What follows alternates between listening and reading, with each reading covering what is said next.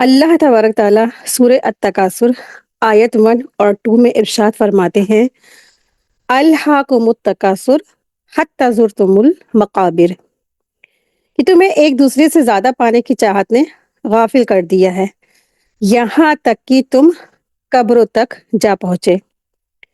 دراصل دنیا کی جو دوڑ ہے نا، یا مال دولت ہے یا بڑھوتری کی فکر میں نا انسان اتنا زیادہ الجھ جاتا ہے کہ اس کی موت تک آ جاتی ہے، اور پھر انسان کو ہوش تب آتا ہے جب وہ قبر میں چلا جاتا ہے۔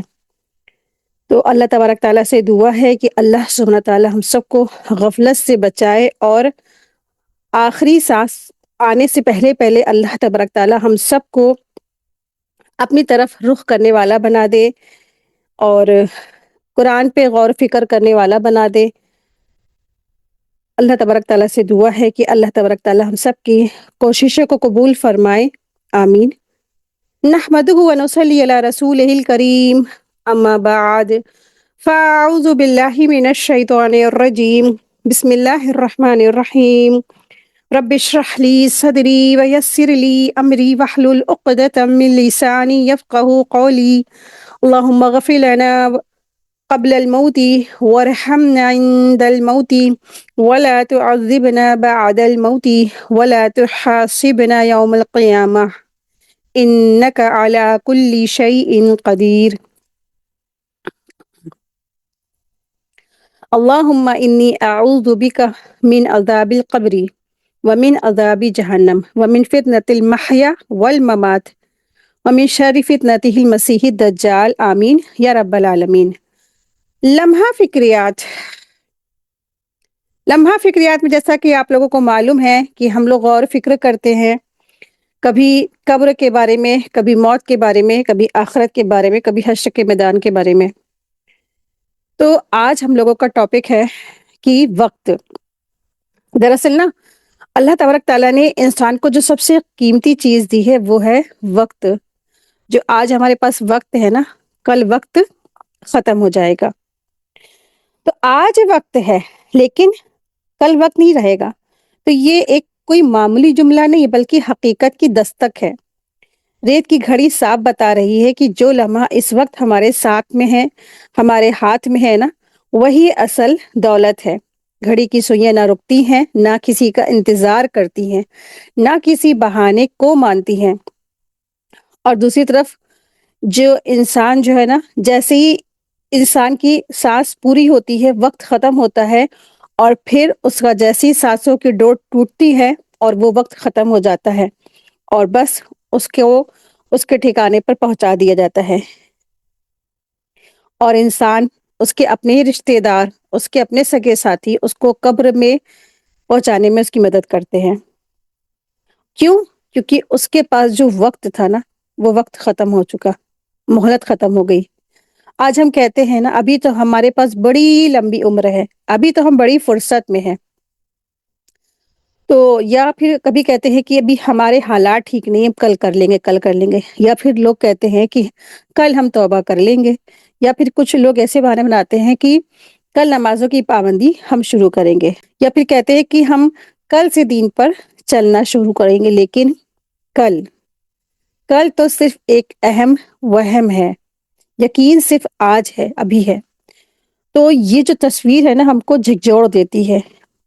آج جو نماز چھوٹ گئی ہے نا، ممکن ہے کل آنکھ ہماری کھلے ہی نا۔ جو ہمارے سامنے آج حق ہے، جو سچ ہے، یعنی وقت ہے نا، ممکن ہے کہ کل یہ موقع ختم ہو جائے، یہ وقت ختم ہو جائے۔ دراصل قبر جو ہے نا، یہ قبر کا منظر ہمیں یہ سکھاتا ہے کہ انسان کے پاس نہ تو وہاں پر عمر کام آئے گی، نہ اس کی مصروفیاتیں وہاں کام آئیں گی، اور نہ ہی وہاں پر دنیاوی کامیابیاں ہی کام آئیں گی، نہ ہی وہاں پہ کسی کی بڑے بڑے عہدے، بڑے بڑے عزتیں، بڑے بڑے شہرتیں اس کے وہاں کام آئیں گی۔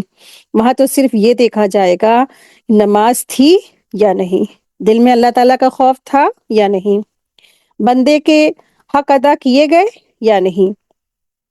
اللہ تبارک تعالیٰ سورہ قاف آیت نمبر 19 میں ارشاد فرماتے ہیں، وَجَاءَتْ سَكْرَةُ الْمَوْتِ بِالْحَقِّ ذَلِكَ مَا كُنْتَ مِنْهُ تَجِدُ۔ اور موت کی سکرات حق لے کر آ پہنچی، یہی وہ چیز تھی جس سے تو بھاگتا پھرتا تھا۔ تو یہ آیت انسان کو اس کی اس حقیقت سے روبرو کرتی ہے جس سے وہ پوری زندگی نظریں چراتا رہتا تھا۔ انسان موت کو نہیں جھٹلاتا مگر اسے یاد کرنا پسند نہیں کرتا ہے۔ وہ جانتا ہے ایک دن وہ مرنے والا ہے، اس کو مرنا ہے، پھر بھی اپنی زندگی ایسے گزارتا ہے جیسے اسے کبھی مرنا ہی نہیں ہے۔ اللہ تعالیٰ اس آیت میں اس لمحے کا ذکر فرما رہے ہیں جب انسان کی ساری چالاکیاں، ساری تدبیریں اور سارے بہانے ختم ہو جاتے ہیں۔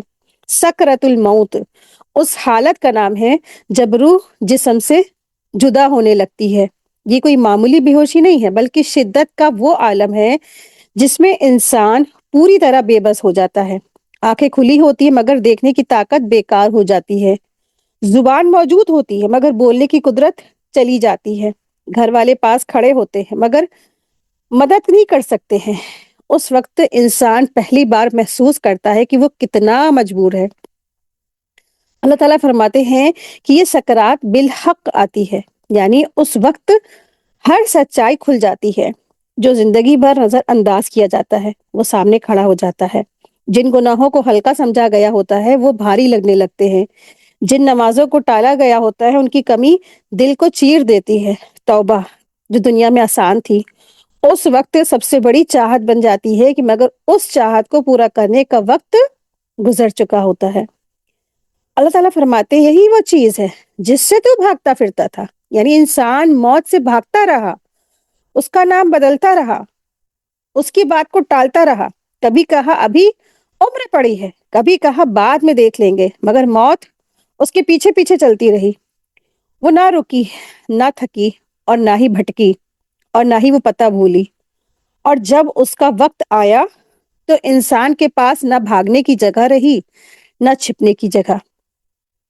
سکرت کے وقت انسان بہت کچھ دیکھتا ہے، فرشتے سامنے آتے ہیں، آخرت کی منزلیں صاف ہونے لگتی ہیں، اپنے اعمال کی تصویر سامنے گھوم جاتی ہے، مگر اس وقت انسان کچھ کہہ نہیں سکتا ہے۔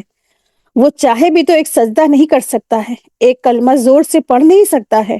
جو زندگی بھر ہاتھ میں تھا وہ سب کچھ چھن چکا ہوتا ہے۔ یہ آیت ہمیں بتاتی ہے کہ یہ جو جگہ ہے نا یہ بالکل دھوکہ ہے، یہ انسان کی زندگی بس کیا ہے دھوکہ ہے۔ یہ آیت ہمیں یاد دلاتی ہے کہ دنیا کی زندگی تو بس ایک دھوکہ ہے۔ جو آج اللہ تعالیٰ کی طرف پلٹ کر آ گیا تو اس کے لیے کل کی گھڑی آسان ہوگی، اور جو آج بھی ٹالتا رہا اس کے لیے کل صرف پچھتاوا ہوگا۔ تو انسان کو چاہیے کہ انسان آخرت کے بارے میں غور و فکر کرے، سوچے، اپنے آپ سے پوچھے کہ اگر یہی لمحہ آخری ہو گیا تو اس کے پاس اللہ تعالیٰ کے سامنے پیش ہونے کے لیے کیا ہے؟ کیا ہم نے زیادہ راہ اکٹھا کیا اپنے ساتھ میں؟ عقل مند تو وہی ہے نا جو موت سے پہلے موت کی تیاری کر لے۔ اللہ تعالیٰ سے دعا ہے اللہ تعالیٰ ہمیں غفلت سے مرنے سے بچا، سکرات موت کو ہم پر آسان فرما اور ہماری آخری سانس ایمان پر قائم فرما، آمین یا رب العالمین۔ ذات آخرت بہت ہی پیاری سی دعا ہے کہ انسان کو آخرت میں سب سے زیادہ نیکیوں کا ذخیرہ چاہیے ہوگا۔ تو کچھ وقت انسان جو ہوتا ہے اپنا برباد کرتا ہے، کافی جگہ ایسی ہوتی ہے جب انسان اپنا جو لفظ ہے اپنی زبان کو استعمال نہیں کرتا لیکن وہ وقت اللہ کی راہ میں وہ لگا سکتا تھا۔ جیسے مثلاً کچن میں جب انسان کھانا بناتا ہے نا تو وہ خاموش کھڑا رہتا ہے، اس کو چاہیے کہ ان جگہوں پر کچھ اپنے اس طرح سے نا اپنے ہاتھوں سے کچھ آیتیں وغیرہ لکھ کے لگا لے اور اس کو ریمائنڈر ہوتی رہے گی کہ ہمیں یہاں پہ یہ پڑھنا ہے۔ یا جیسے انسان کہیں پہ کچھ کام کرتا ہے، زیادہ دیر وقت بتاتا ہے، کچھ اس کی ٹیبل ہے جہاں پہ زیادہ تر وہ بیٹھتا ہے، جہاں پہ وہ اس کی لیونگ روم ہے جہاں پہ وہ زیادہ دیر وقت گزارتا ہے، تو ان جگہوں پہ اپنے اس چیزوں کو، ان تسبیحات کو لگائیں تاکہ یہ ریمائنڈر کراتی رہے کہ ہمیں پڑھنا ہے۔ تو بڑی پیاری سی دعا ہے یہ کہ دیکھیں کتنی چھوٹے سے کلمات ہیں اور کتنا زیادہ ان کا اجر ہے۔ اللہ اکبر، الحمدللہ، سبحان اللہ، لا الہ الا اللہ۔ حضرت ابو امامہ رضی اللہ عنہ سے مروی ہے کہ نبی کریم صلی اللہ علیہ وسلم نے ارشاد فرمایا، میرے نزدیک طلوع آفتاب کے وقت اللہ کا ذکر کرنا، اللہ اکبر، الحمدللہ، لا الہ الا اللہ اور سبحان اللہ کہنا، اولاد اسماعیل میں سے 4 غلام آزاد کرنے سے زیادہ بہتر ہے۔ اسی طرح نماز عصر سے غروب آفتاب تک اللہ کا ذکر کرنا میرے نزدیک اولاد اسماعیل میں سے اتنے ہی غلام آزاد کرنے سے زیادہ بہتر ہے۔ یہ مسند احمد کی حدیث نمبر 22194۔ تو آپ دیکھیں کہ اللہ تعالیٰ کا ذکر کرنا بہت ہی عظیم عمل ہے۔ الذاکرین قرآن کریم میں بھی آیا ہے نا، جو ذکر کرنے والے ہیں۔ تو ذکر کرنا کیسا ہے؟ اللہ کا ذکر کرنا، اللہ تعالیٰ کی یاد میں انسان کو اپنی زندگی گزارنا، خالی لمحوں میں اللہ تعالیٰ کا ذکر کرتے رہنا، اور باقی وقت میں اللہ تعالیٰ کی عبادت کرنا، قرآن پڑھنا، تلاوت کرنا، قرآن کو سمجھنا، نماز میں اچھے سے خشوع و خضوع کے ساتھ انسان کو اپنا وقت لگانا ہے نا۔ اور آپ دیکھیں کہ اللہ تعالیٰ کا جو ذکر کا جو وقت ہے نا، خاص طور پر طلوع آفتاب کا وقت ہے، اور پھر عصر سے مغرب کے درمیان کا جو وقت ہے، ان لمحوں میں اللہ کا ذکر کثرت سے کرنا، اور اپنی اس لمحات میں اس تسبیح کو خاص کر کے پڑھیں۔ کیونکہ اس کا اجر بہت زیادہ ہے، کہ ایسے پڑھنا ہے جیسے اولاد اسماعیل میں سے کسی نے 4 غلاموں کو آزاد کر دیا۔ اس سے بھی زیادہ بہتر ہے یہ پڑھنا، اس میں وقت لگانا ہے نا، اور چلتے پھرتے اٹھتے بیٹھتے اس تسبیح کو پڑھیں، اس کی بہت زیادہ فضیلت ہے۔ لفظی ترجمہ ہے بسم اللہ الرحمن الرحیم، والضحیٰ، اور قسم ہے چاشت کی، واللیلی، اور رات کی، اذا، جب، سجا، وہ چھا جائے۔ آیت 3 اور 4 ہے۔ ماں نہیں، ودعک، چھوڑا آپ کو، ربو کا، آپ کے رب نے، وما قلا، اور نہیں وہ ناراض ہوا، وللآخرۃ، اور یقیناً آخرت، خیر، بہتر ہے، لکا، آپ کے لیے، من الاولی، پہلی سے۔ تو اولا یہاں مراد اس سے دنیا ہے۔ آیت 5 اور 6 ہے۔ وَلَسَوْفَ، اور یقیناً ان قریب، یعطیک، عطا کرے گا آپ کو، رب کا، رب آپ کا، فترضی، کہ آپ راضی ہو جائیں گے، علم، کیا نہیں، یجد کا، اس نے پایا آپ کو، یتیمن، یتیم، فآوا، پھر اس نے ٹھکانہ فراہم کیا۔ آیت 7 8، ووجدک، اور اس نے پایا آپ کو، ضالن، راہ بھولا، فہدا، تو اس نے رہنمائی کی، ووجدک، اور اس نے پایا آپ کو، عائلن، تنگ دست، فاغنا، تو اس نے غنی کر دیا۔ آیت 9 10 اور 11، فَأَمَّا الْيَتِيمَ، تو رہا یتیم، فلا، پس نہ، تقہر، آپ سختی کیجیے اس پر، وَأَمَّا، اور رہا، السَّائِلَ، سوالی، فلا تنہر، پس نہیں آپ جھڑکیں اس کو، وَأَمَّا، اور لیکن، بِنِعْمَتِ رَبِّکَ، اپنے رب کی نعمت کو، فحدث، پس بیان کیجیے۔ سورہ ضحیٰ، بسم اللہ الرحمن الرحیم۔ سورہ ضحیٰ کا انٹروڈکشن ہم لوگ پہلے دیکھتے ہیں کہ آخر اس سورہ میں کیا ہے۔ اس سورہ کا نام اس کی پہلی آیت والضحیٰ اس سے لیا گیا ہے۔ اس کے معنی ہوتا ہے چاشت کا وقت۔ سورہ ضحیٰ کی تلاوت کی ترتیب کے لحاظ سے قرآن کریم کی 93 سورت ہے، اور نزول کی ترتیب کے مطابق یہ 10ویں سورہ ہے۔ یہ سورہ 1 رکوع اور 11 آیتوں پر مشتمل ہے۔ یہ سورہ مکہ میں اس وقت نازل ہوئی جب نبوت کے ابتدائی دور میں نبی کریم صلی اللہ علیہ وسلم کی تربیت کے کچھ عرصے تک وحی کا سلسلہ روک دیا گیا تھا۔ رسول اللہ صلی اللہ علیہ وسلم پر ابتدا میں قریب 30-40 دنوں تک وحی کا سلسلہ رک گیا تھا۔ اس کے بعد پھر وحی نازل ہونے لگی۔ وحی کے رک جانے کی وجہ سے ایک طرف نبی صلی اللہ علیہ وسلم پریشان تھے، اور دوسری طرف مکہ کے کفار کے طعنے دینے والی باتوں سے آپ صلی اللہ علیہ وسلم بہت زیادہ غمگین اور رنجیدہ تھے۔ وہ کہتے تھے، یعنی مکہ کے مشرکین کہتے تھے، اے محمد صلی اللہ علیہ وسلم، کیا تمہارا رب تم سے ناراض ہو گیا ہے کہ وحی آنی بند ہو گئی، یعنی وحی الہی آنی بند ہو گئی؟ تو ابو لہب کی بیوی ام جمیل نے یہ کہا کہ ایسا لگتا ہے کہ تمہارے شیطان نے تمہیں چھوڑ دیا ہے، نعوذ باللہ۔ اللہ تبارک تعالیٰ نے نبی صلی اللہ علیہ وسلم کو تسلی دیتے ہوئے دن کی تیز روشنی کی چمک کی اور رات کی تاریکی کی قسم کھا کر فرمایا، اے محمد صلی اللہ علیہ وسلم، نہ تو تمہارے رب نے تم کو چھوڑا ہے اور نہ ہی وہ تم سے ناراض ہوا ہے۔ مطلب یہ ہے کہ جس طرح دن کی روشنی کے بعد رات کا اندھیرا چھا جاتا ہے اور پھر اسی اندھیری رات سے ایک نئی صبح نکلتی ہے، اسی طرح اگر کچھ وقت کے بعد وہی الہی کا سلسلہ رک گیا ہے تو اس کا مطلب یہ نہیں ہے کہ اب وہ کبھی نہیں آئے گی، یعنی وہی الہی کبھی نہیں آئے گی۔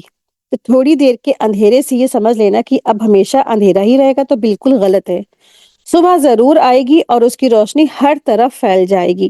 یہ اللہ تعالیٰ کی حکمت اور مصلحت تھی کہ اللہ تبارک تعالیٰ نے کچھ وقت کے لیے وہی الہی کو روکا تھا تاکہ نبی صلی اللہ علیہ وسلم کے اندر وہی الہی کے نور کو قبول کرنے کی اور زیادہ صلاحیت پیدا ہو جائے اور آپ صلی اللہ علیہ وسلم وہی الہی کے بوجھ کو آسانی سے برداشت کر سکے۔ اللہ تبارک تعالیٰ نے یہ بھی فرمایا کہ آپ کے لیے ہر آنے والا دور پہلے دور سے بہتر ہوگا اور دنیا کے مقابلے میں آخرت کہیں زیادہ بہتر ہے۔ یہ مشکلات کے بادل بہت جلد چھٹ جائیں گے۔ پھر اللہ تبارک تعالیٰ نے فرمایا کہ آگے چل کر وہ آپ پر اپنی عطا اور بخشش اتنی زیادہ کرے گا کہ آپ پوری طرح خوش ہو جائیں گے۔ مزید تسلی کے طور پر اللہ تبارک تعالیٰ نے خاص طور پر 3 نعمتوں کا تذکرہ فرمایا کہ اے نبی صلی اللہ علیہ وسلم، کیا آپ یتیم نہیں تھے؟ پھر کیا اسی اللہ نے آپ کو سہارا نہیں دیا؟ آپ حق کی تلاش میں تھے، کیا اسی نے آپ کو صحیح راستہ نہیں دکھایا؟ آپ نادار تھے، کیا اسی نے آپ کو مال و دولت سے بے نیاز نہیں کر دیا؟ یہ ساری نعمتیں اللہ تعالیٰ کی ہی دی ہوئی ہے۔ ان نعمتوں پر اللہ تعالیٰ کا شکر ادا کرنے کا سب سے بہتر طریقہ یہ ہے کہ آپ یتیم بچوں پر رحم کریں، ان کے ساتھ سختی نہ کریں۔ اگر کوئی مانگنے والا آئے تو اسے جھڑکے نہیں بلکہ نرمی سے پیش آئیں، اور آپ کے پروردگار نے آپ کو جو نعمتیں دی ہیں ان کا ذکر کرتے رہیے اور ہر حال میں اللہ تعالیٰ کا شکر ادا کرتے رہیے۔ حدیث میں آتا ہے، بخاری کی حدیث ہے، حدیث نمبر 4950، حضرت جندب بن سفیان رضی اللہ عنہ فرماتے ہیں کہ ایک مرتبہ رسول اللہ صلی اللہ علیہ وسلم بیمار ہو گئے۔ بیماری کی وجہ سے آپ صلی اللہ علیہ وسلم 2 یا 3 راتیں تہجد کے لیے نہیں اٹھ سکے۔ اسی دوران ایک عورت آئی اور طعنہ دیتے ہوئے کہنے لگی، اے محمد صلی اللہ علیہ وسلم، مجھے لگتا ہے کہ تمہارا شیطان تمہیں چھوڑ گیا ہے، کیونکہ 2-3 راتوں سے میں نے اسے تمہارے پاس آتے نہیں دیکھا ہے۔ اس پر اللہ تبارک تعالیٰ نے سورہ الضحیٰ نازل فرمائی۔ تو جس عورت نے نبی صلی اللہ علیہ وسلم کو طعنہ دیا تھا نا، وہ ام جمیل تھی، یعنی ابو لہب کی بیوی تھی وہ۔ آیت 1 دیکھیں، اللہ تبارک تعالیٰ ارشاد فرما رہے ہیں، وَالضُّحَىٰ، قسم ہے چاشت کے وقت کی۔ یہاں پر جو لفظ آیا ہے وَالضُّحَىٰ، وَالضُّحَىٰ اس کے معنی ہوتے ہیں دھوپ کا نکلنا۔ اس کا روٹ ورڈ ہے دعاد ہا واو، اور معنی کیا ہے؟ دھوپ کا نکلنا۔ ضحیٰ سے مراد چاشت کا وہ وقت ہے جب دن کی روشنی پھیل چکی ہوتی ہے اور زندگی کی سرگرمیاں شروع ہو جاتی ہیں۔ یہ وہ وقت ہوتا ہے جب انسان رات کے آرام کے بعد پھر سے تر و تازہ ہو کر محنت اور جد و جہد کے میدان میں اترتا ہے۔ اس وقت کی قسم کھا کر اللہ تبارک تعالیٰ نے اس بات کی طرف اشارہ فرمایا کہ جس طرح دن کی شروعات نئی طاقت، نئی امید اور نئی حرکت کے ساتھ ہوتی ہے، اسی طرح انسان کی زندگی میں بھی ٹھہراؤ کے بعد آگے بڑھنے کا دور آتا ہے۔ آیت 2 ہے، اللہ تبارک تعالیٰ ارشاد فرما رہے ہیں، وَاللَّيْلِ إِذَا سَجَىٰ، اور رات کی قسم جب وہ پوری طرح سے چھا جائے۔ اللہ تبارک تعالیٰ نے اس آیت میں رات کے اس وقت کی قسم کھائی ہے جب وہ پوری طرح سے پھیل جاتی ہے، ہر طرف خاموشی ہوتی ہے، لوگ سو جاتے ہیں اور سکون کا ماحول بن جاتا ہے۔ یہاں پر جو لفظ آیا ہے سجا، سجا کا لغوی معنی ہوتا ہے ٹھہر جانا، خاموش ہو جانا، ڈھک لینا۔ تو اس کے لفظ میں 2 باتیں آتی ہیں، پہلا ہے سکون اور خاموشی، اور دوسرا ہے چیزوں کو ڈھک جانا یا چھپ جانا۔ تو سجا کا مطلب ہوتا ہے ٹھہر جانا، ساکن ہو جانا اور ہر چیز کو ڈھک لینا، ٹھیک ہے؟ یعنی وہ رات جو دن کے شور شرابے کے بعد آ کر سب کچھ اپنے دامن میں چھپا لیتی ہے اور انسان کو آرام دیتی ہے۔ اس سے معلوم ہوتا ہے کہ یہاں رات کا مقصد وہ وقت مراد ہے جب پوری طرح چھا جائے، لوگ سو جائے اور ہر طرف خاموشی ہو اور اندھیرا پوری طرح چھا چکا ہو۔ پہلی آیت میں اللہ تبارک تعالیٰ نے چاشت کے وقت کی قسم کھائی جب سورج اونچا ہو چکا ہوتا ہے اور لوگ اپنے کام کاج میں مشغول ہو جاتے ہیں، اور اس وقت لوگ اپنے کاموں میں بزی ہو جاتے ہیں۔ دوسری آیت میں رات کے وقت کی قسم کھائی کہ جو دن کے بالکل الٹ ہوتا ہے۔ ان دونوں میں بالکل مخالف حالتوں کی قسم کھا کر اللہ تبارک تعالیٰ نے یہ بات صاف فرما دی کہ نہ نبی کریم صلی اللہ علیہ وسلم کو ان کے رب نے چھوڑا ہے اور نہ ہی وہ ان سے ناراض ہوا ہے۔ تو ہم یہ نہیں کہہ سکتے ہیں کہ دن کا وقت اللہ تعالیٰ کی رحمت کا وقت نہیں ہے اور رات کا وقت اللہ تعالیٰ کی ناراضگی کا وقت۔ دونوں وقتوں میں اپنے فائدے ہیں۔ اگر ہمیشہ دن ہی رہتا تو انسان اور دوسرے جانداروں کے لیے بہت تکلیف دہ ہوتا، اور اگر ہمیشہ رات ہی رہتی تو زندگی ممکن ہی نہیں تھی۔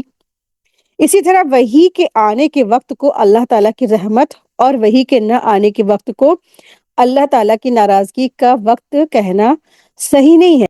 حالانکہ وحی کے نازل ہونے کے وقت نبی صلی اللہ علیہ وسلم کو روحانی خوشی اور لذت ملتی تھی، لیکن ساتھ ہی وہ وقت آپ کے لیے بہت زیادہ بھاری اور تھکانے والا بھی ہوتا تھا، یہاں تک کہ سردیوں میں بھی آپ صلی اللہ علیہ وسلم کو پسینہ آنے لگتا تھا۔ اسی لیے اللہ تبارک تعالیٰ کی حکمت یہ تھی کہ وحی کے بعد آپ کو آرام کا وقفہ دیا جائے۔ شروع میں یہ وقفہ زیادہ ہوتا تھا، پھر جیسے جیسے نبی صلی اللہ علیہ وسلم کی طبیعت وحی الہی کے بوجھ کو برداشت کرنے کی عادی ہوتی چلی گئی تو یہ وقفہ بھی کم ہوتا چلا گیا۔ تو دراصل آیت کا مقصد یہ بتانا ہے کہ اگر کچھ وقت کے لیے وحی نہیں آئی تو اس کا مطلب یہ نہیں ہے کہ اللہ تعالیٰ ناراض ہو گیا ہے، اور یہ بھی اللہ تعالیٰ کا نظام ہے، جیسے رات کے بعد دن آتا ہے۔ آیت 3 ہے، اللہ سبحانہ تعالیٰ ارشاد فرما رہے ہیں، تمہارے پروردگار نے نہ تمہیں چھوڑا ہے اور نہ ہی وہ تم سے ناراض ہوا ہے۔ تو اس آیت میں اللہ تبارک تعالیٰ نے ارشاد فرمایا ہے، نبی صلی اللہ علیہ وسلم سے مخاطب ہیں، اللہ تعالیٰ فرما رہے ہیں کہ نہ تو تمہارے پروردگار نے تمہیں چھوڑا ہے اور نہ ہی اللہ تم سے ناراض ہوا ہے۔ اس آیت کے نازل ہونے کا پس منظر یہ ہے کہ پہلی وحی نبی کریم صلی اللہ علیہ وسلم پر غار حرا میں نازل ہوئی تھی، جو سورہ العلق کی ابتدائی 5 آیتیں تھیں۔ اس پہلی وحی کے وقت نبی صلی اللہ علیہ وسلم پر وحی کا اثر بہت زیادہ تھا۔ حالت یہ تھی کہ آپ صلی اللہ علیہ وسلم گھر پر آئے اور حضرت خدیجہ رضی اللہ عنہا کو پورا واقعہ سنایا اور فرمایا کہ مجھے اپنی جان کا خوف محسوس ہونے لگا تھا۔ ایک طرف وحی کا بوجھ اور ہیبت تھی اور دوسری طرف روحانی لذت اور سکون بھی تھا۔ یہی وجہ تھی کہ اس واقعے کے بعد آپ صلی اللہ علیہ وسلم ہر وقت حضرت جبریل علیہ السلام کے آنے کے منتظر رہتے تھے، لیکن اس کے بعد کچھ عرصے کے لیے وحی کا سلسلہ رک گیا۔ اس عرصے کو فطرت وحی کہا جاتا ہے۔ یہ وقفہ کتنا تھا، اس کے بارے میں علماء الگ الگ قول کہتے ہیں۔ کچھ کہتے ہیں کہ کم سے کم 3 دن کا تھا، اور کچھ کے مطابق زیادہ سے زیادہ یہ وقت 6 مہینے کا تھا۔ تو اللہ تعالیٰ ہی بہتر جانتا ہے، واللہ عالم۔ تو اس دوران کبھی کبھی خود نبی صلی اللہ علیہ وسلم کے دل میں بھی یہ خیال آ جاتا تھا کہ کہیں اللہ تبارک تعالیٰ مجھ سے ناراض تو نہیں ہو گئے ہیں، اور دوسری طرف کفار انہوں نے تانے دینے شروع کر دیے محمد صلی اللہ علیہ وسلم کو، ان کے رب نے چھوڑ دیا ہے، نہ جانے کیا کیا پروپیگنڈا ان لوگوں نے بنایا۔ تو اسی حالت میں اللہ تبارک تعالیٰ نے یہ آیت نازل فرمائی اور صاف الفاظ میں فرما دیا، نہ تو تمہارے رب نے تم کو چھوڑا ہے اور نہ وہ تم سے ناراض ہوا ہے۔ یعنی وحی کا کچھ وقت کے لیے رک جانا اللہ تعالیٰ کی ناراضگی کی نشانی نہیں تھی، بلکہ اس کی حکمت اور تربیت کا حصہ ہے۔ جیسے رات کے بعد دن آتا ہے، ویسے ہی یہ وقفہ بھی ختم ہونا تھا۔ یہ آیت نبی صلی اللہ علیہ وسلم کے دل کے ہر شک، ہر غم اور ہر ڈر کو ختم کرنے کے لیے نازل ہوئی، اور یہ بتا دیا گیا کہ اللہ کی محبت اور توجہ ہر حال میں اپنے حبیب صلی اللہ علیہ وسلم کے ساتھ ہے۔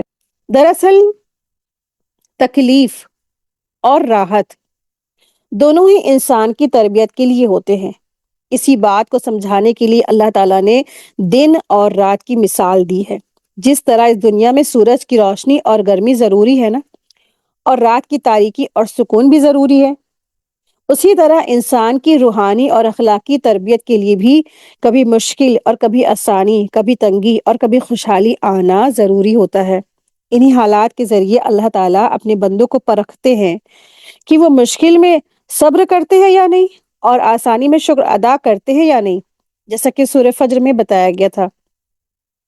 تو اس کا مطلب یہ ہے کہ اگر اس وقت تمہیں دشمنوں کی مخالفت جھیلنی پڑ رہی ہے، مدد کرنے والے کم ہیں، اسباب کم ہیں اور جتنی روحانی مدد کی ضرورت محسوس ہو رہی ہے اتنی نظر نہیں آ رہی ہے، تو اس کا مطلب یہ بالکل نہیں سمجھنا کہ اللہ تعالیٰ نے تمہیں چھوڑ دیا ہے، وہ تم سے ناراض ہے، نہیں، بلکہ یہ تمہاری تربیت کا دور ہے تاکہ تم اپنی ذمہ داریوں کو صحیح طرح نبھانے کے لیے تیار ہو جاؤ۔ تو اس آیت کے اندر یہ ساری باتیں چھپی ہوئی ہیں اور آگے آنے والی آیتوں میں یہ باتیں صاف ہو جاتی ہیں، اور یہاں پر یہ خاص طور پر وہی بات کہی گئی ہے جس کی اس وقت کی ضرورت تھی، یعنی یہ یقین دلایا گیا ہے کہ موجودہ حالات اللہ کی ناراضگی کی وجہ سے نہیں ہے بلکہ اللہ تعالیٰ کی حکمت اور تربیت کا یہ حصہ تھی۔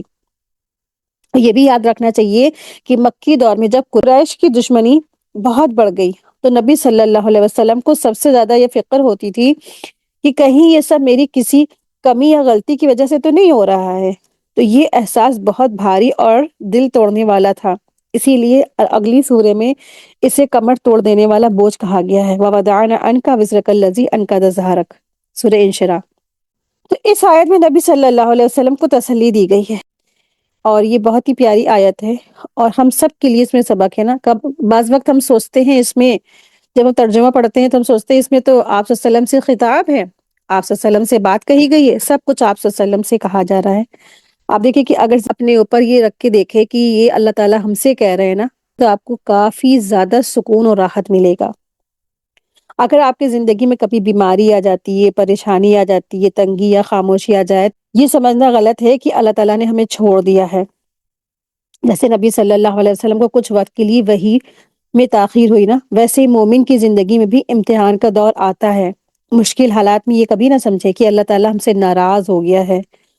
کچھ لوگ اور دوسرے لوگ بھی کہتے ہیں نا کہ اللہ تم سے ناراض ہو گیا، دیکھو تمہارے ساتھ ایسا ویسا ہو رہا ہے نا، یا خود انسان کے ذہن میں یہ بات آتی ہے، تو کبھی یہ سب نہیں سوچنا چاہیے۔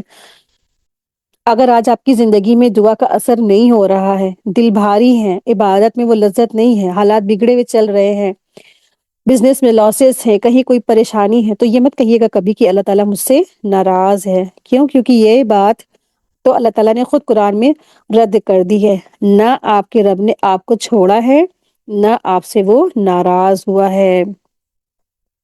تو یہ آیت صرف نبی صلی اللہ علیہ وسلم کے لیے نہیں ہے، ہر ٹوٹے دل والے مومن کے لیے ہے۔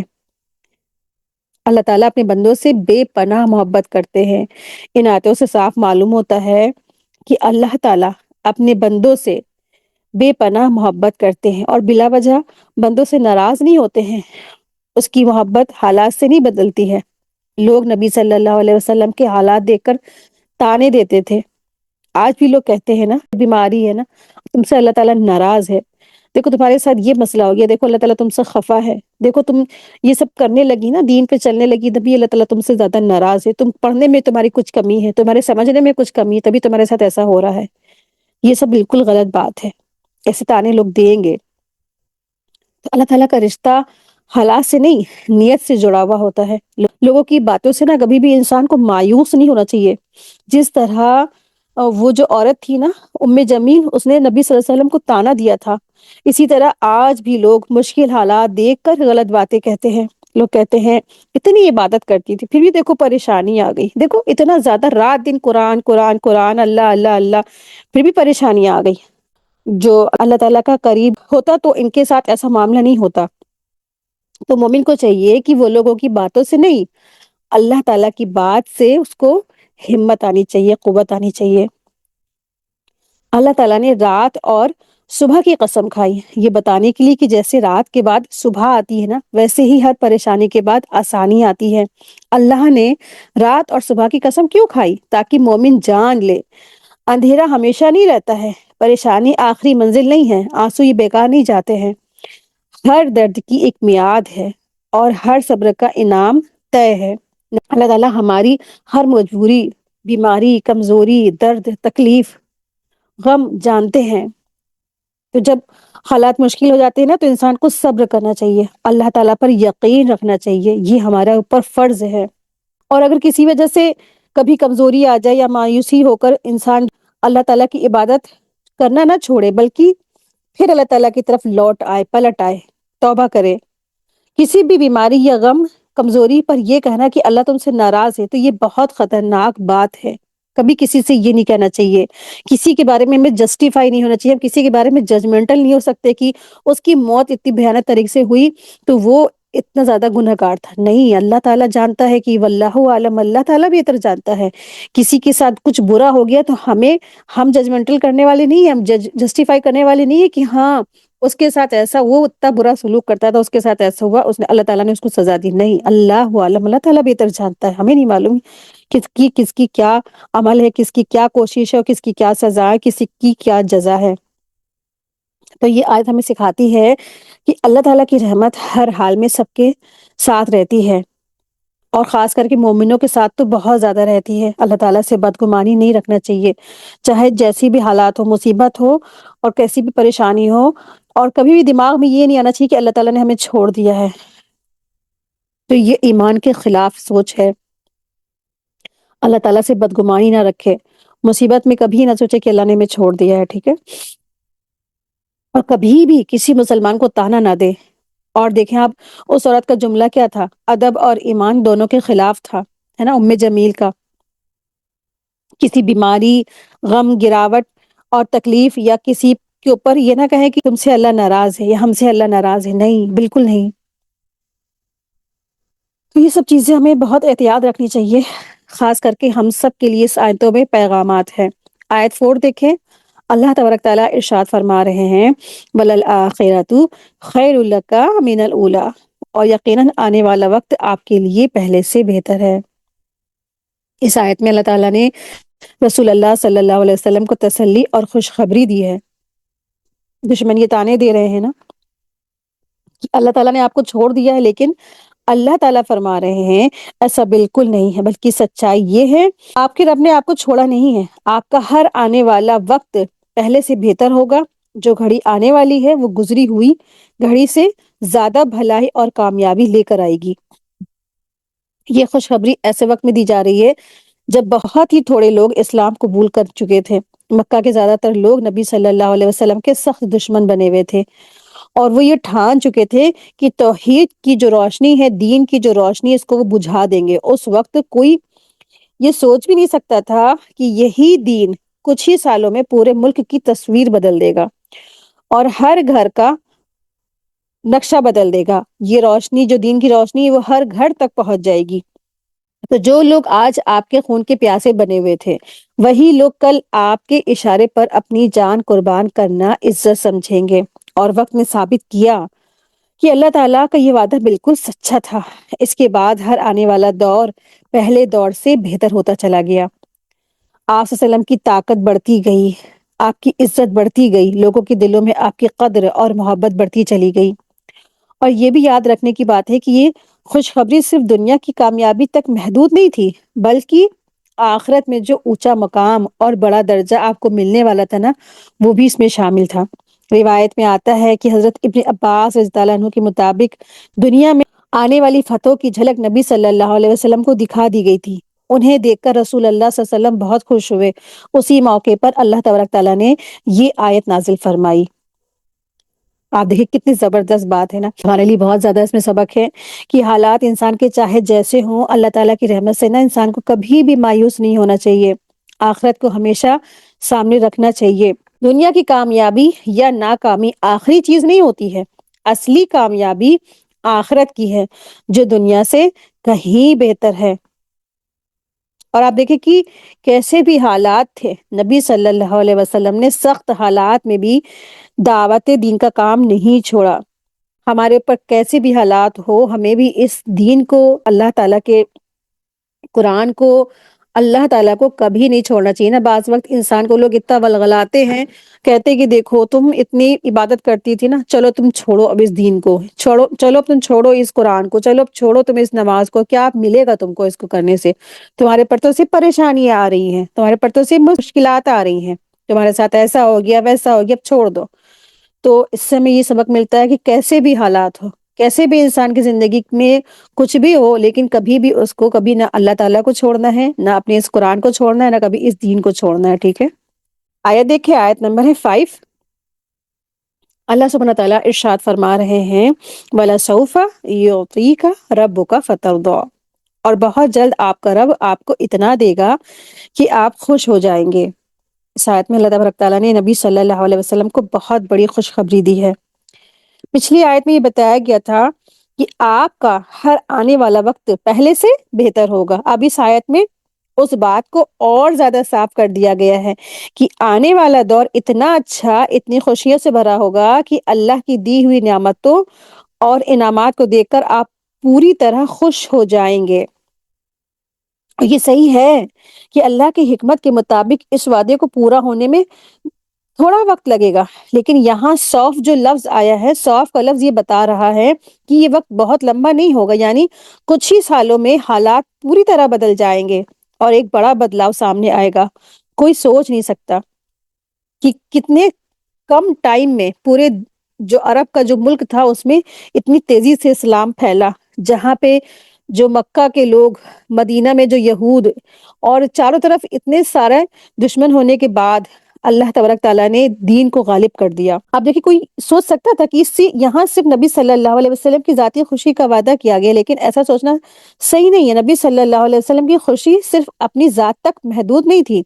آپ صلی اللہ علیہ وسلم کو اللہ تعالیٰ نے ایک بہت بڑے مقصد کے لیے بھیجا تھا، یعنی سچے دین کو غلط دینوں پر غالب کرنا اور اللہ تعالیٰ کا پیغام پوری زمین پر پھیلانا۔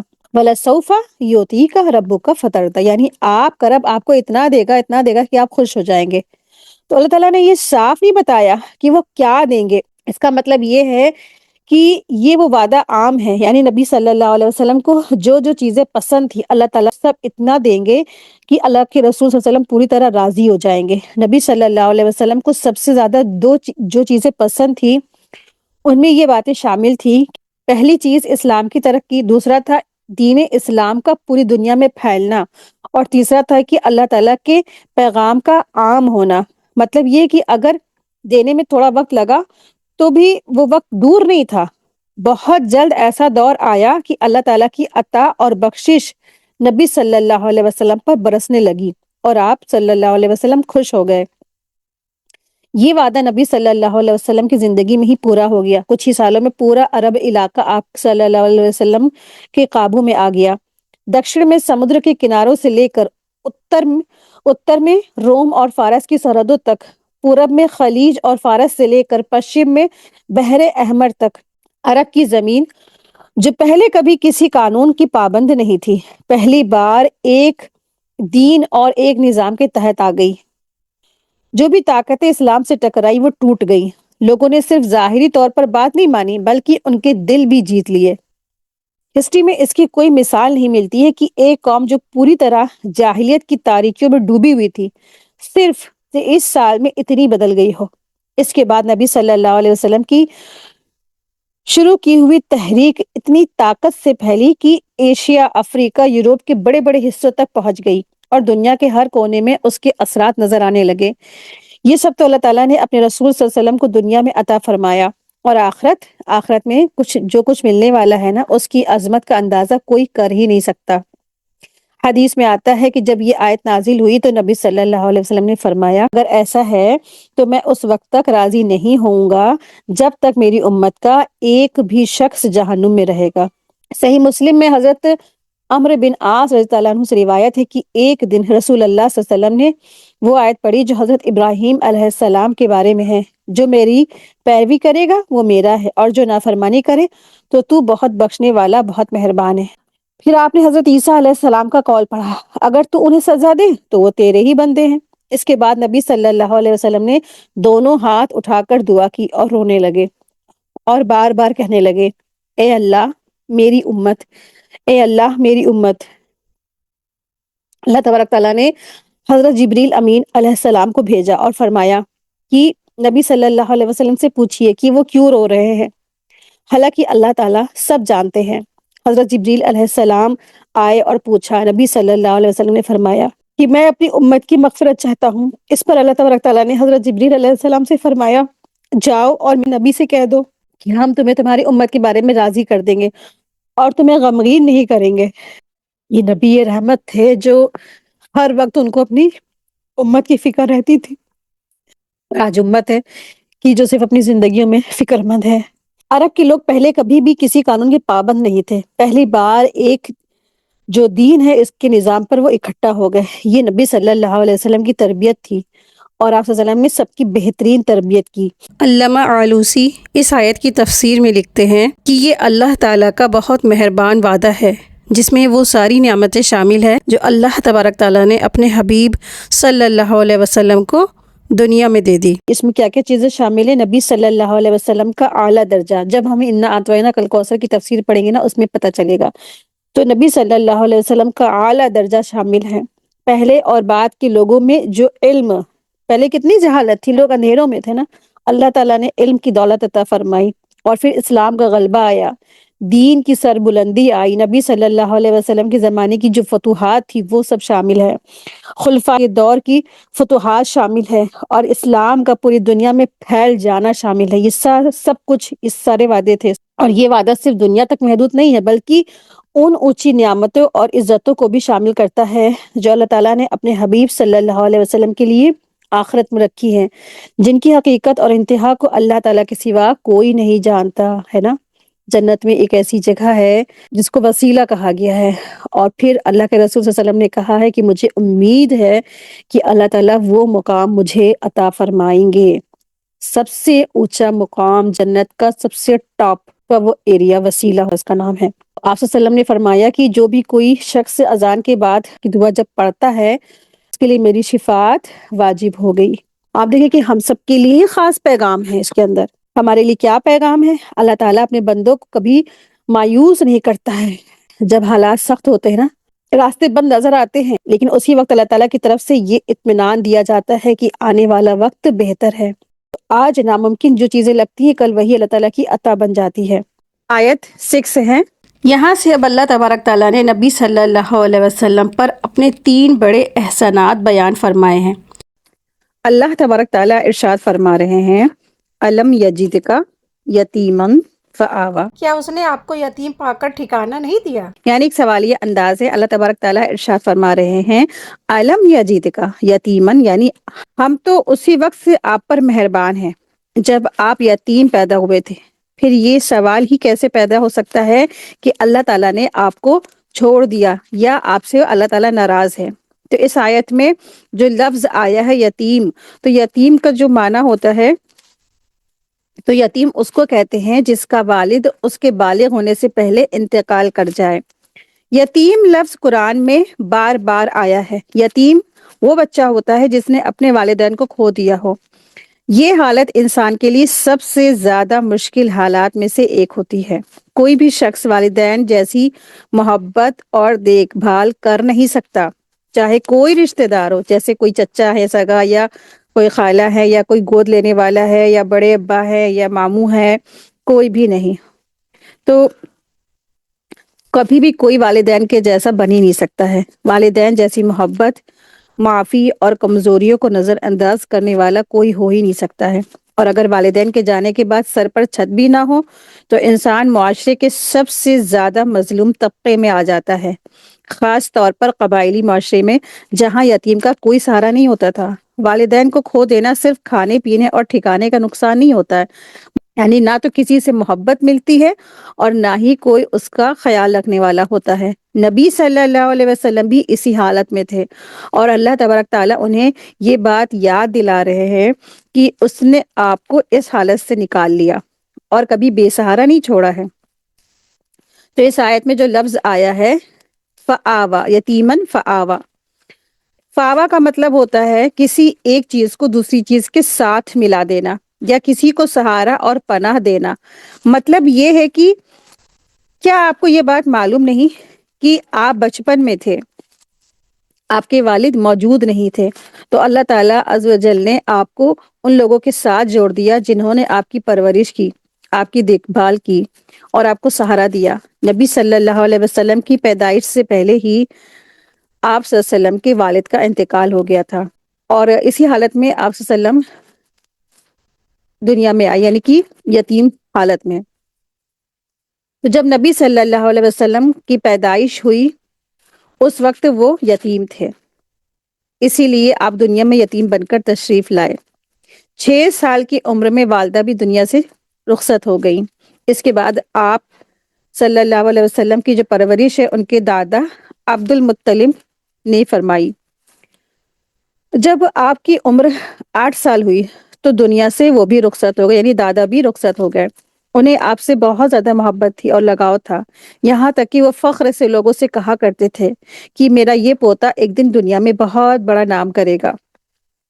اس کے بعد آپ صلی اللہ علیہ وسلم کی دیکھ بھال کی ذمہ داری آپ کے چچا ابو طالب نے لے لی۔ انہوں نے آپ صلی اللہ علیہ وسلم کو اپنی اولاد سے زیادہ چاہا اور ہر طرح سے آپ کا خیال رکھا۔ انہوں نے آپ سے ایسی محبت اور شفقت کا برتاؤ کیا کہ کوئی باپ بھی شاید اس سے زیادہ نہ کر سکے۔ پوری زندگی انہوں نے آپ صلی اللہ علیہ وسلم کی مدد اور حمایت میں کوئی کمی نہیں چھوڑی، یعنی پوری زندگی ہمیشہ ہمیشہ ان کے چچا ابو طالب جو تھے رسول اللہ صلی اللہ علیہ وسلم کی مدد کرتے رہے اور حمایت کرتے رہے۔ جب نبی صلی اللہ علیہ وسلم کو نبوت ملی نا اور آپ کی قوم کے لوگ آپ کے دشمن بن گئے تھے، تب بھی چچا ابو طالب نے اسلام قبول نہ کرنے کے باوجود ہر مشکل میں نبی صلی اللہ علیہ وسلم کا ساتھ دیا۔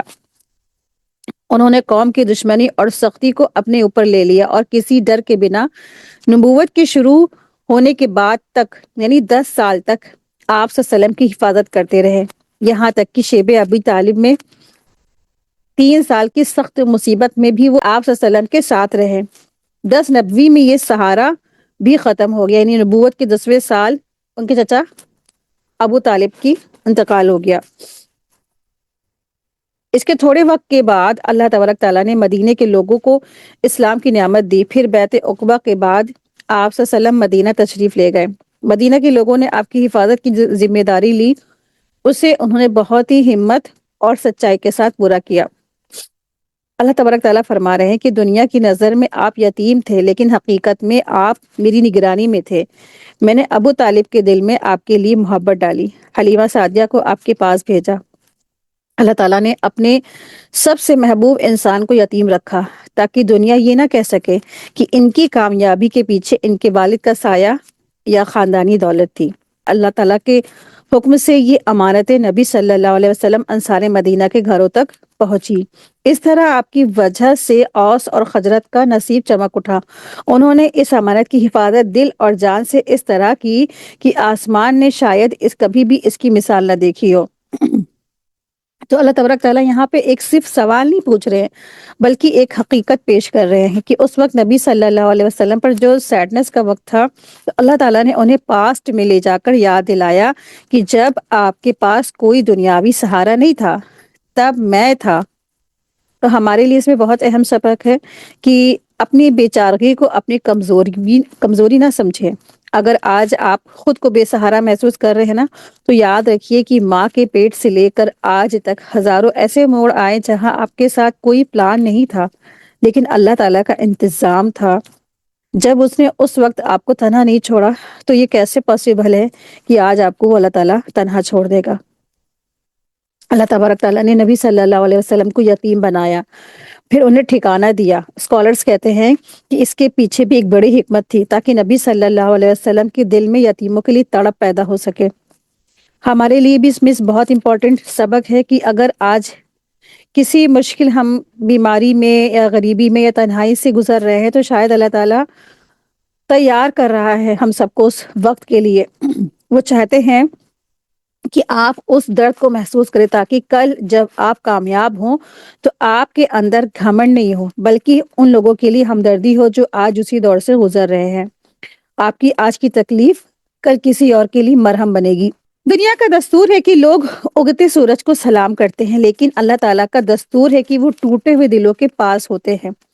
تو اس آیت سے ہمیں بات سیکھنے کو ملتی ہے کہ انسان کو اپنا سینٹر آف گریوٹی اللہ تعالیٰ کو بنانا چاہیے۔ اگر دنیا کے سارے دروازے بند ہو جائے تب بھی اللہ تعالیٰ کا دروازہ کھلا رہتا ہے۔ انسان کو کبھی بھی اللہ تبارک تعالیٰ تنہا نہیں چھوڑتے ہیں۔ تو انسان کی سب سے بڑی بھول یہ ہے کہ وہ اپنی سیکیورٹی بینک بیلنس رشتوں یا عہدوں میں ڈھونڈتا ہے، جبکہ اصلی سیکیورٹی یاد ماضی میں ہے۔ یعنی جب وہ اپنے پاسٹ کو اس کو تلاشتا ہے، اس کو غور و فکر کرتا ہے، تو واقعی میں وہ سوچتا ہے کہ اتنا اللہ تبارک تعالیٰ کا احسان ہے مجھ پر۔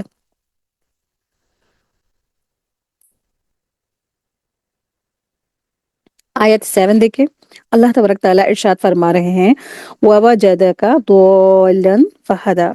اور اللہ تعالیٰ نے آپ کو اپنی محبت پہ کھویا ہوا پایا تو آپ کو اپنی طرف کا راستہ دکھا دیا. یعنی اللہ تبارک تعالیٰ آپ کو کیوں بے سہارا چھوڑے گا؟ اللہ نے تو اس وقت بھی آپ کی رہنمائی فرمائی جب آپ اس کی محبت میں گم تھے.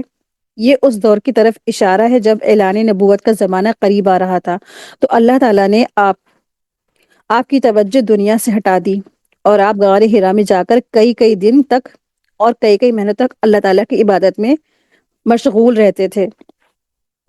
آپ کی زوجہ سیدہ خدیجہ الکبریٰ آپ کے پاس کھانا وقت پہ لے کر آتی تھی اور کبھی 3 دن کے بعد واپس آتی تھی تو کھانا ویسے ہی پڑا رہتا تھا. آپ عبادت میں اتنا زیادہ مشغول ہوتے تھے.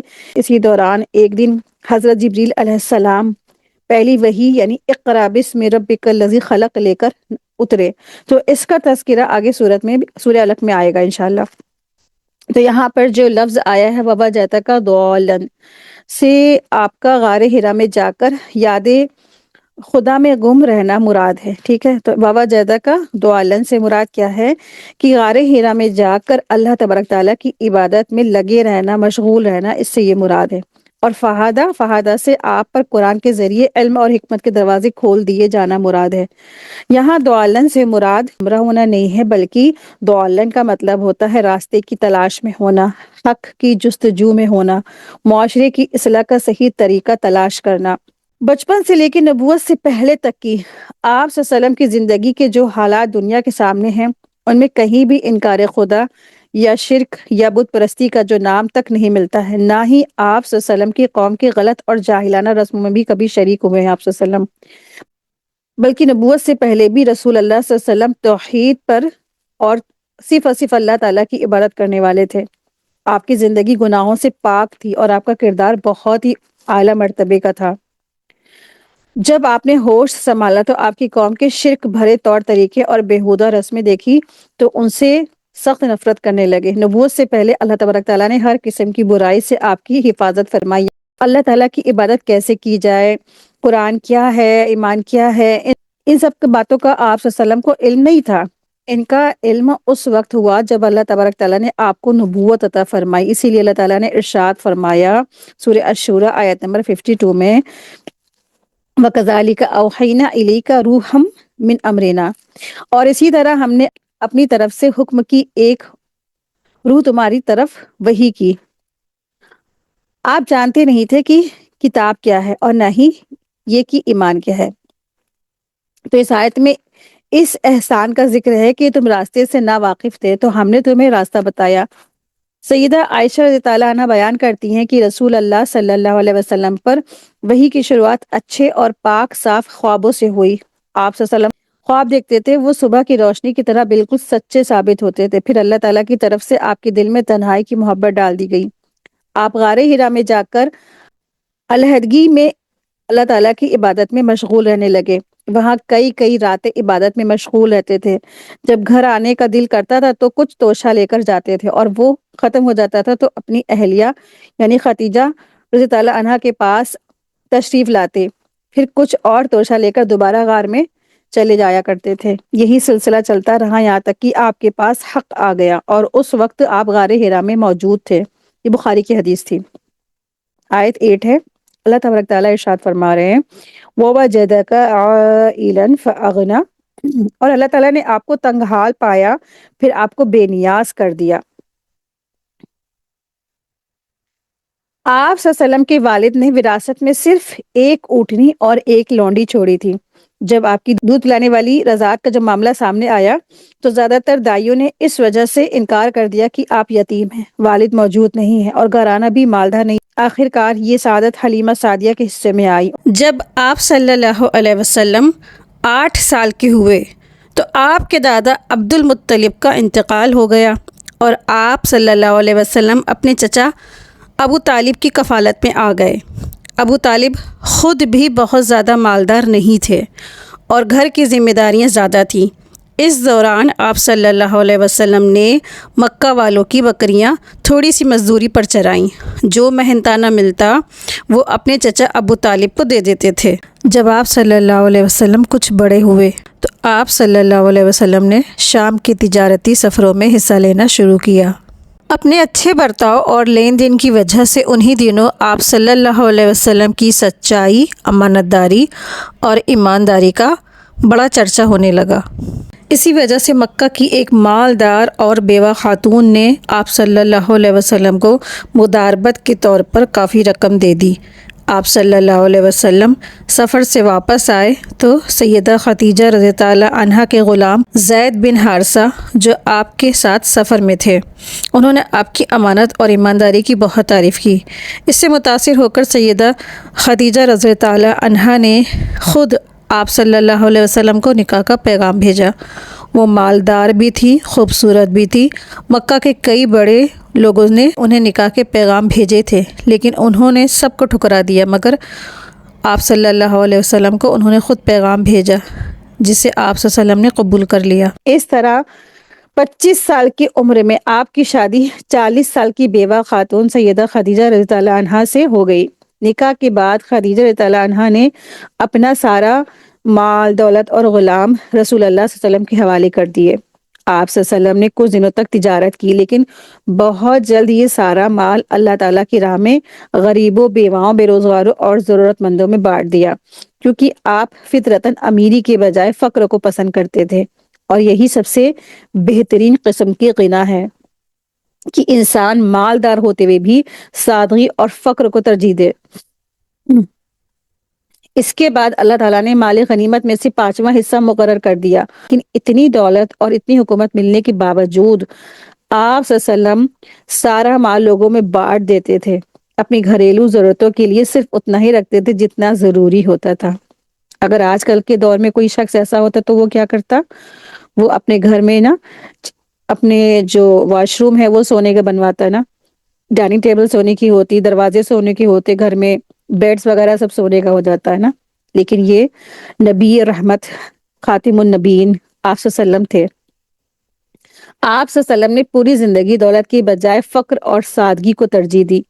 اس آیت میں اللہ تعالیٰ نے آپ کی شروعاتی تنگ حالی اور اس کے بعد ملنے والی اسی طرح کی غنا کا ذکر فرمایا۔ حدیث میں آتا ہے، حضرت عائشہ رضی اللہ عنہا نے عروہ سے کہا، اے بھانجے، ہم آل محمد صلی اللہ علیہ وسلم پر 2 مہینے میں 3 چاند دیکھ لیتے تھے، لیکن رسول اللہ صلی اللہ علیہ وسلم کے گھروں میں چولہا نہیں جلتا تھا۔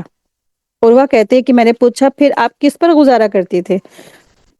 انہوں نے فرمایا، 2 کالی چیزوں پر، پانی اور کھجور پر۔ ہاں، ہمارے پڑوس میں کچھ انصاری رہتے تھے جن کے پاس دودھ دینے والے جانور ہوتے تھے، وہ رسول اللہ صلی اللہ علیہ وسلم کے گھر پر دودھ بیچ دیا کرتے تھے، اور آپ خود بھی پیتے تھے اور ہمیں بھی پلاتے تھے۔ یہ صحیح مسلم کی حدیث نمبر 2972 ہے، بخاری میں اس کا نمبر ہے 6459۔ ایک اور حدیث میں آتا ہے، حضرت انس رضی اللہ عنہ بیان کرتے ہیں کہ وہ رسول اللہ صلی اللہ علیہ وسلم کے پاس جو کی روٹی اور کھانے کے لیے تھوڑا سا تیل لے کر آئے۔ اس وقت حالت یہ تھی کہ رسول اللہ صلی اللہ علیہ وسلم نے اپنے لوہے کی زیرہ مدینہ میں ایک یہودی کے پاس گروی رکھی ہوئی تھی، اور اس کے بدلے اپنے گھر والوں کے لیے جو ادھار لیا تھا۔ حضرت انس کہتے ہیں، میں نے ایک دن رسول اللہ صلی اللہ علیہ وسلم کو یہ کہتے ہوئے سنا، محمد صلی اللہ علیہ وسلم کے گھر میں کبھی ایسا نہیں ہوا کہ شام کو 1 صاع گیہوں یا کسی اور اناج کا صاع موجود ہو۔ صاع ایک بڑے سے ٹوکرے کو کہتے ہیں، یا میڈیم سائز کی جیسے ٹوکری ہمارے کے ہوتی ہے اس کو کہتے ہیں، جس میں 2-3 کلو یا 4 کلو سامان آ جاتا ہے۔ حالانکہ اس وقت آپ کی بیویوں کی تعداد 9 تھی، یعنی 9 بیویوں کے ہوتے ہوئے بھی اتنا بھی آپ صلی اللہ علیہ وسلم کے گھر میں اناج نہیں ہوتا تھا۔ یہ بخاری کی حدیث نمبر 2069 ہے۔ ایک اور حدیث میں آتا ہے، حضرت ابو ہریرہ رضی اللہ عنہ بیان کرتے ہیں، رسول اللہ صلی اللہ علیہ وسلم نے ارشاد فرمایا، اصلی امیری یہ نہیں ہے کہ مال اور سامان بہت ہو، بلکہ اصلی امیری یہ ہے کہ دل امیر ہو۔ یہ مسلم اور بخاری کی حدیث ہے۔ حضرت عبداللہ بن عمرو رضی اللہ عنہ بیان کرتے ہیں، رسول اللہ صلی اللہ علیہ وسلم نے ارشاد فرمایا، وہ شخص کامیاب ہو گیا جسے اسلام ملا، ضرورت بھر کا رزق ملا، اور اللہ نے اسے اپنے دیے ہوئے مال پر قناعت کرنے کی توفیق دی ہے۔ مسلم کی حدیث نمبر 1054 ہے اس کا نمبر۔ اللہ تعالیٰ نے یہاں فرمایا، وَوَجَدَكَ عَائِلًا فَأَغْنَىٰ، کہ ہم نے آپ کو تنگ دست پایا تو مالا مال کر۔ مفسرین لکھتے ہیں کہ اللہ تعالیٰ نے نبی صلی اللہ علیہ وسلم کو 2 طرح سے غنی کیا۔ ظاہری طور پر حضرت خدیجہ رضی اللہ عنہا کے مال اور کاروبار میں برکت کے ذریعے، اور باطنی طور پر آپ کے دل کو قناعت دی۔ آپ دیکھیے ہمارے لیے اس میں بہت سبق ہے. اصلی امیری اور بینک بیلنس نہیں ہوتی بلکہ دل کا بے پرواہ ہو جانا. اگر آپ کے پاس ضرورت بھر کا ہے مال وغیرہ اور آپ کا دل اللہ تعالیٰ پر مطمئن ہے تو آپ دنیا کے سب سے امیر انسان ہیں. ہم اکثر اپنی محنت اور عقل پر تکبر کرنے لگتے ہیں کہ یہ پیسہ میں نے کمایا ہے، یہ پیسہ میں نے کمایا ہے، یہ میری وجہ سے ہے، یہ ہماری وجہ سے ہے. ہم رات دن ایک کر کے کماتے ہیں، ہم نے ساری زندگی ایک کر کے یہ سب حاصل کیا ہے. تو یہ آیت ہمیں زمین پر لاتی ہے، ڈاؤن ٹو ارتھ کرتی ہے اور یاد دلاتی ہے کہ تم تو بالکل ہی کمزور تھے، تو بالکل غریب تھے. یہ تو اللہ تعالیٰ ہے جس نے تمہیں اس لائق بنا دیا، تم کو غنی کر دیا، تم کو دیا. اگر آپ نظر اٹھا کے دیکھیں تو کیا تھے ہم سب بھی نا، ایک معمولی سے انسان. اور کچھ سال پہلے تو ہمیں لگتا ہے کہ پیدائش سے پہلے تو کچھ وجود ہی نہیں تھا نا. اللہ تبارک تعالیٰ نے کتنا غنی کیا ہم لوگوں کو، پیدا کیا، ہاتھ پیر درست بنائے، عقل اور دل دماغ انسان کی جو جسم صحیح بنایا، درست بنایا، آنکھیں عطا فرمائی. اور پھر پیدائش کے بعد اللہ تبارک تعالیٰ نے ماں باپ دیے، گھر دیے، اولادیں دیے، بچے دیے، بھائی بہن دیے، سب کچھ تو دیا اللہ تبارک تعالیٰ نے، سب کچھ دیا. لیکن ہم یہی کہتے کہتے ہماری زندگیاں ختم ہو جاتی ہیں کہ آج ہمارے پاس یہ نہیں ہے اور ہمارے پاس آج وہ نہیں ہے. تو جب کبھی بھی انسان کا نا لاسز ہو یا بزنس میں کوئی نقصان ہو جائے یا تنگی آ جائے تو یہ آیت ہمیں یاد رکھنی چاہیے کہ اللہ تعالیٰ نے اگر آپ کو زیرو سے یہاں تک لائے ہیں نا تو وہ دوبارہ پھر آپ کے لیے راستے اور نئے دروازے کھول دے گا انشاءاللہ. آیت دیکھیں، آیت نمبر 9 ہے، فَأَمَّا الْيَتِيمَ فَلَا تَقْهَرْ، پس آپ کسی یتیم پر سختی نہ کیجیے. اللہ تبارک تعالیٰ نے نبی صلی اللہ علیہ وسلم کو جو نعمتیں عطا فرمائی، ان نعمتوں کا تقاضا یہ تھا کہ نبی صلی اللہ علیہ وسلم اپنے رب کا شکر ادا کریں. اس لیے اللہ تبارک تعالیٰ نے آپ صلی اللہ علیہ وسلم کو شکر کرنے کا طریقہ سکھایا. سب سے پہلے فرمایا کہ یتیم کے ساتھ سختی مت کیجیے، ایسا برتاؤ کریں جیسے آپ خود چاہتے ہیں یا آپ کی وفات کے بعد لوگ آپ کی اولاد کے ساتھ کریں. یتیم پر سختی نہ کیجیے گا بلکہ اس سے ہمدردی اور شفقت کا برتاؤ کیجیے گا. جس طرح اللہ تبارک تعالیٰ نے آپ کی یتیمی کے زمانے میں ہر قدم پر آپ کا خیال رکھا، اسی طرح آپ بھی یتیموں کے ساتھ بہترین سلوک کیجیے. اسی وجہ سے رسول اللہ صلی اللہ علیہ وسلم نے مسلمانوں کو یتیم کی کفالت کرنے اور ان کے ساتھ اچھا برتاؤ کرنے کی بہت زوردار ترغیب دے کر آپ صلی اللہ علیہ وسلم نے ارشاد فرمایا، میں اور یتیم کی کفالت کرنے والا جنت میں اس طرح ساتھ ہوں گے. پھر آپ صلی اللہ علیہ وسلم نے اپنی شہادت کی انگلی اور بیچ والی انگلی کی طرف اشارہ فرمایا. یہ بخاری کی حدیث ہے. ہمارے لیے اس میں بہت زیادہ سبق ہے کہ اگر اللہ تعالیٰ نے آپ پر کوئی مہربانی کی ہے تو اس مہربانی کا شکر یہ نہیں ہے کہ آپ صرف الحمدللہ کہہ دیں، بلکہ شکر یہ ہے کہ آپ اللہ کی مخلوق کے ساتھ ویسے ہی اچھا سلوک اور اچھا برتاؤ کریں کہ اللہ نے جیسا آپ کے ساتھ کیا ہے. یہ آیت ہمارے نفس کا علاج کرتی ہے. انسان جب کامیاب ہو جاتا ہے تو وہ اکثر ان لوگوں کو بھول جاتا ہے جو آج اسی پائیدان پر ہیں جہاں وہ خود کبھی تھا. آیت 10 ہے، اللہ تبارک تعالیٰ ارشاد فرما رہے ہیں، وَأَمَّا السَّائِلَ فَلَا تَنْهَرْ، اور نہ آپ کسی سائل کو جھڑکیے. یہاں پر جو لفظ آیا ہے سائلہ، سائلہ کا معنی کوئی چیز مانگنے والا بھی ہے اور کوئی بات پوچھنے والا بھی ہے. پہلے مطلب کے لحاظ سے اس کا مطلب یہ ہے کہ اگر آپ سے کوئی چیز مانگنے والا آئے تو اسے کچھ نہ کچھ ضرور دے دیجئے، اور دینے کو کچھ نہ ہو تو پھر نرمی سے معذرت کر دیجئے، یعنی سائل کو جھڑک دینا جائز نہیں ہے. حدیث میں آتا ہے کہ ابو موسیٰ اشعری رضی اللہ عنہ کہتے ہیں کہ آپ صلی اللہ علیہ وسلم کے پاس جب کوئی سائل آتا یا کوئی شخص اپنی حاجت بیان کرتا تو آپ صلی اللہ علیہ وسلم صحابہ سے فرماتے تھے کہ تم بھی سفارش کرو، تمہیں اجر ملے گا، اور اللہ تعالیٰ اپنے پیغمبر کی زبان سے جو چاہے گا حکم دے گا. بخاری کی حدیث ہے. ایک اور حدیث میں آتا ہے، عبد الرحمن بن بجید اپنی دادی سے روایت کرتے ہیں کہ انہوں نے آپ صلی اللہ علیہ وسلم سے پوچھا کہ بعض دفعہ کوئی سائل میرے دروازے پر آ کھڑا ہوتا ہے جسے میرے پاس دینے کو کچھ نہیں ہوتا ہے، تو میں کیا کروں؟ آپ صلی اللہ علیہ وسلم نے فرمایا، اگر تم فقیر کو دینے کے لیے بکری کے ایک جلے ہوئے خر کے سوا کچھ نہ پاؤ تو وہی اس کے ہاتھ میں رکھ دو۔ یہ ترمذی کی حدیث ہے، یعنی آپ کے دروازے پر کوئی اگر سائل آتا ہے تو اسے کچھ نہ کچھ ضرور دے دے۔ ایک اور حدیث میں آتا ہے، آپ صلی اللہ علیہ وسلم نے ارشاد فرمایا، کیا میں تمہیں ایسے شخص کی خبر نہ دوں جو سب سے بدتر ہے؟ صحابہ نے عرض کیا، ہاں بتائیے۔ آپ صلی اللہ علیہ وسلم نے ارشاد فرمایا، وہ شخص جس سے اللہ کے نام پر مانگا جائے اور وہ کچھ بھی نہ دے۔ یہ نسائی کی حدیث ہے۔ آیت دیکھیں، آیت نمبر 11 ہے۔ اللہ تبارک تعالیٰ ارشاد فرما رہے ہیں، وَأَمَّا بِنِعْمَتِ رَبِّكَ فَحَدِّثْ، اور اپنے رب کی نعمتوں کا ذکر کیجیے۔ تو یہاں پر بنعمت جو لفظ آیا ہے، تو اس آیت میں جس نعمت کا ذکر کیا گیا، سوال یہ ہے کہ وہ نعمت کون سی ہے؟ اصل بات یہ ہے کہ اس میں ہر طرح کی نعمت شامل ہے۔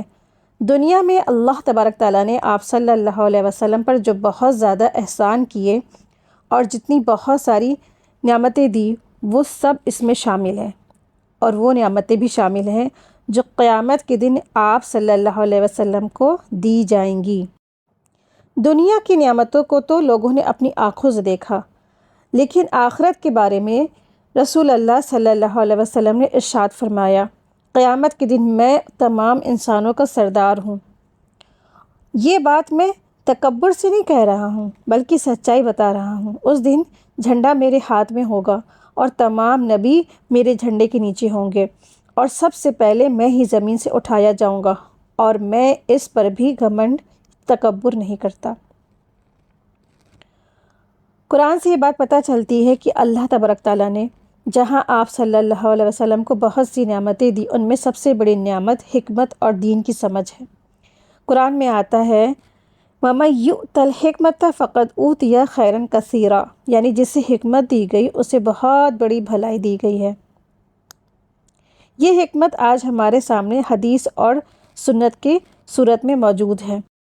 اس آیت میں نبی صلی اللہ علیہ وسلم کو تسلی دی گئی ہے اور نعمتوں کا ذکر کرنے کا حکم بھی دیا گیا ہے، تاکہ لوگوں کو معلوم ہو کہ اللہ تبارک تعالیٰ نے نبی صلی اللہ علیہ وسلم کو کتنی بڑی بڑی نعمتیں دی ہیں۔ ہمارے لیے بہت سارے سبق ہیں۔ انسان کی عادت ہے کہ جب وہ اپنی بہت ساری نعمتوں کو بھول جاتا ہے اور صرف اس ایک چیز پر دکھی رہتا ہے جو اس کے پاس نہیں ہے، تو یہ آیت ہمیں سکھاتی ہے نعمتوں کو ہمیشہ انسان کو یاد رکھنا چاہیے اور ان کا ذکر کرتے رہنا چاہیے۔